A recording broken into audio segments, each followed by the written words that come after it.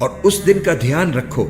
جب اللہ کے دشمنوں کو جمع کر کے آگ کی طرف لے جایا جائے گا، چنانچہ انہیں ٹولیوں میں بانٹ دیا جائے گا، یہاں تک کہ جب وہ اس آگ کے پاس پہنچ جائیں گے تو ان کے کان، ان کی آنکھیں اور ان کی کھالیں ان کے خلاف گواہی دیں گی کہ وہ کیا کچھ کرتے رہے ہیں۔ آج کے دن ہم ان کے منہ پر مہر لگا دیں گے اور ان کے ہاتھ ہم سے بات کریں گے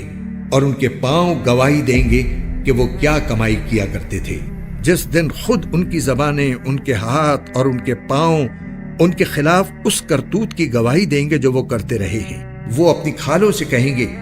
کہ تم نے ہمارے خلاف کیوں گواہی دی؟ وہ کہیں گی کہ ہمیں اسی ذات نے بولنے کی طاقت دے دی ہے جس نے ہر چیز کو گویائی عطا فرمائی،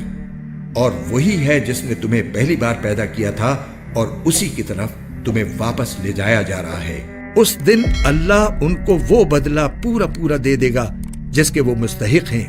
اور ان کو پتہ چل جائے گا کہ اللہ ہی حق ہے اور وہی ساری بات کھول دینے والا ہے۔